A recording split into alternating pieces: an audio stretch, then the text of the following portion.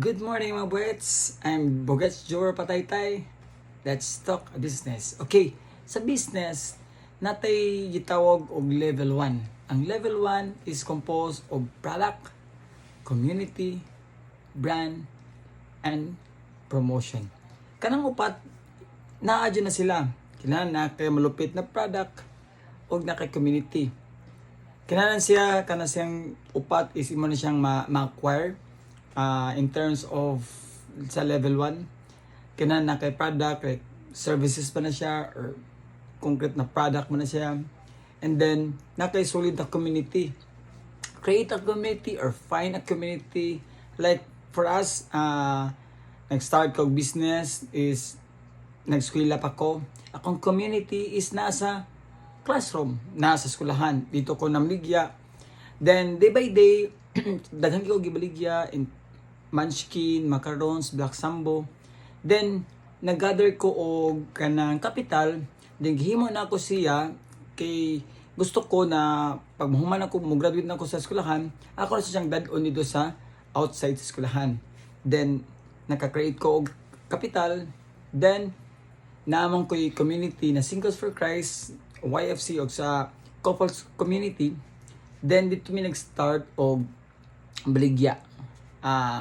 Dito mi nag-start og baligya og macarons, munchkin, ako siyang gi-divert dito. Karon nagbutang mi og products og mga juices or mga drinks.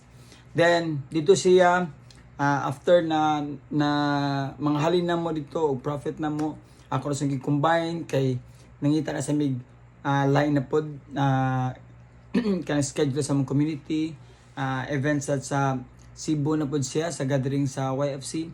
Then such time na tumiog sports fest sa Singles for Christ, then sports fest pod sa Couples for Christ og sa anniversary. Day by day na collect na mo the whole year events sa Cebu, Christmas, family day, school, sa community namo, mga concert. Then dito ni mini-gather og mga community. We bring the product to the community and amo siyang gibiligya para pod na nakay kanang masud nimo, pampangita nimo unsay market fit nimo through sa community. Day by day na figure out na mo na mag-focus mi usa ka brand more on drinks and beverage. Nag-focus mi shake. The rest ano mo gitangtang na mga food uban pa, then nag-focus lang mi og shake na product. Among focus na shake ra is upat ra ka flavor: mango, avocado, strawberry, and ubi. Kana ran silang tanan, upat ka buok among i-focus na mo in terms of shake. Then ginnovate na mo in terms of product niya, nag-product depth mi. In terms of promotion, muso din ang promotion diha. Unsa na mo pag-focus into promotion sa mango, sa avocado, unsa iyang magamit niya, ug unsa pud iyang makuha sa mga customer. Then day by day among gikuha na mo pagsulid na mo, gibalik na mo sa community, sa product.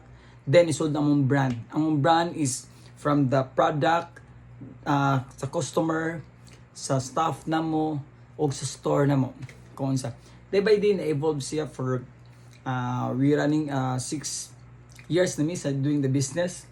Then diyan na mo na impact ang tanan na mao na siyang pinaka-importante sa level 1 siya. First, product, community, then brand and promotion. Mao na siya pinaka-importante kung magsugod ka business sa level 1. And then day by day ma-figure out na nato na when ta na mabot og level 2. Ang level 2 is daghan po siya aspect na siya 5 ka buok na category na unsay fokusan nimo sa level 2. Basta ay kalimot, ang level 1 is unsa to? Product, community, naka product dadon nimo sa community, dito nimo nasa community mo siyang ma-serve, imong maserbisyuhan through sa imong product. Then ma-figure out nimo unsa jud imong brand. Then kung wala say to sustain your brand kinang kag promotion, kung unsay specific niya sa imong kana na brand, unsay nakahatag nimo sa customer, through promotion. Sunod na pud atong buhaton, ato siyang himay-mayon kung unsaon na mga strategy o uban pa na magabuhaton day na sustain mong product padung sa community. And this is all na lang sa akong daily vlog for level 1. I hope and like and share sa akong gibuhat na ko para makatabang diya kaninyo. Salamat. This is Bugets Jover. God bless and thank you.